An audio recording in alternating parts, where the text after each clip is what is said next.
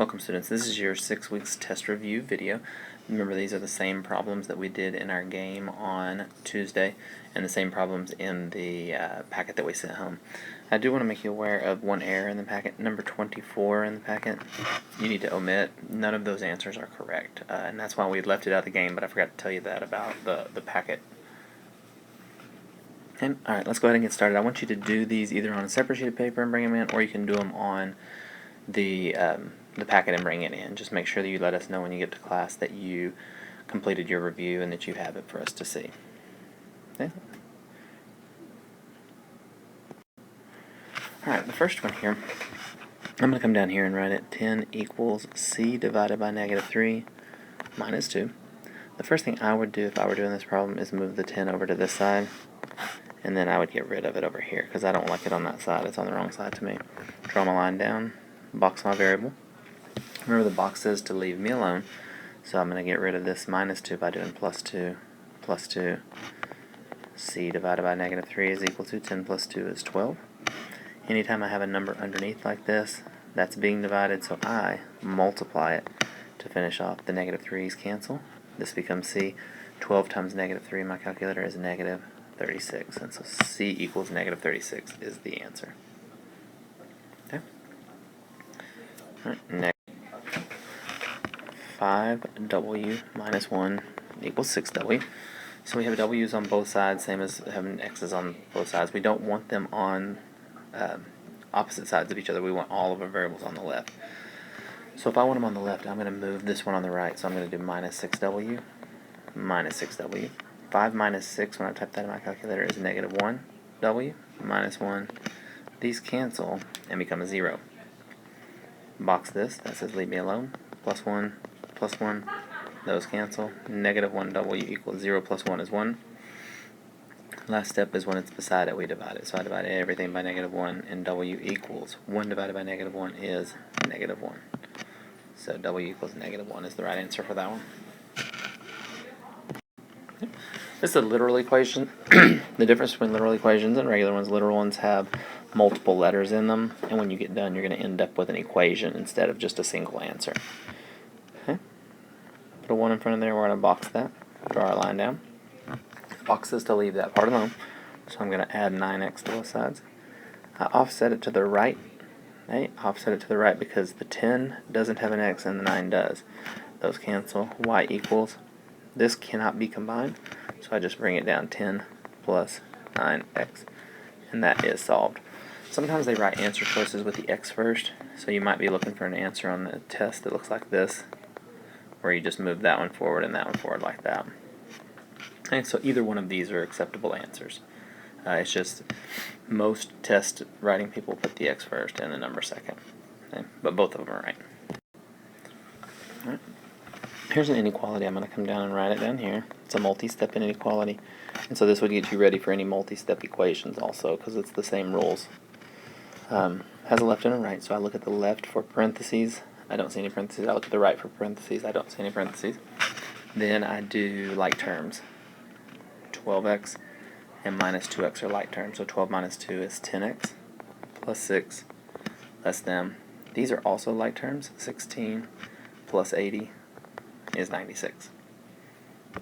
Box my 10x, minus 6 to both sides.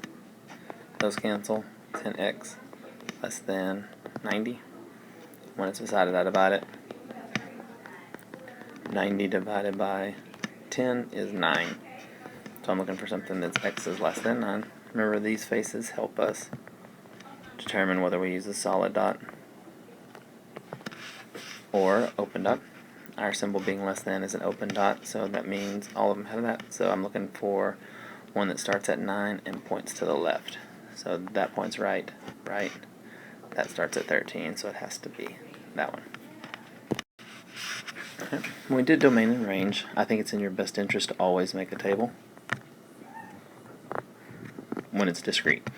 So we need 5 blanks. 1, 2, 3, 4, 5. Alright, so this first point right here is left 2, down 2, so that's negative 2, negative 2. This next one is left 1, down 1, so that's negative 1, negative 1. This one is at the origin, so that's 0, 0. This is right 1, down 1, and this is right 2, down 2. Domain, range. So my domain is, put them in order, -2, -1, 0, 1, 2. So not right, not right, not right. Range, -2, that takes care of those two. -1, that takes care of those two. And 0. So this is the right answer. We have less numbers on there because these repeat right here, and those repeat. Alright, when we have continuous domain and range, this is where we did $the robot. So $, this is left to right for our domain. So it's left, there's your number, to right, there's your number. So our domain starts with x, goes from -5 to 4. So when I look across here, that doesn't go -5 to 4. That doesn't go -5 to 4. I start with less thans. Then I use the same face from just a minute ago. An open dot, so it stays less than. Over here at 4, it's a closed dot, so it goes equal to. So that gets rid of C, and I'm actually at the right answer with B. If that wasn't the right answer, then I go to my range is bottom. That's robot. Bottom to top. So the bottom is right there at -2. So my range is -2 all the way up to 4. Range is Y, less than, less than. No dot down here, but it does touch it. Up here there is a black dot, so it is. Yeah, I think that should be an error. That should have a less than part on it. Okay.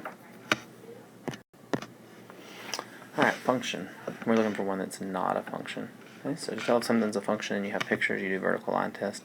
So that hit 1 dot, 1 dot, 1 dot, 1 dot, 1 dot. So this is a yes, that's a function. Here again, 1 dot, 1, 1, 1, 1. So this is yes, that is a function.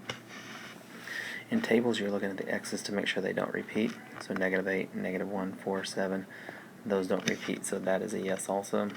Here, -8 goes with -3, -2 goes with -1, 3 goes with 0, 5 goes with 1, and 5 goes with 2.